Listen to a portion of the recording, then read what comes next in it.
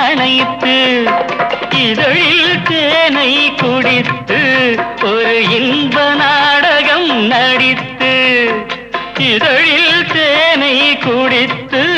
ஒரு இன்ப நாடகம் நடித்து எங்கும் பாடும் தென்றல் காற்றும் நானும் ஒன்று தானே இன்ப நாளும் இன்று தானே பாடும்போது நான் தென்றல் காற்று பருவ மங்கையோ தென்னங்கீற்று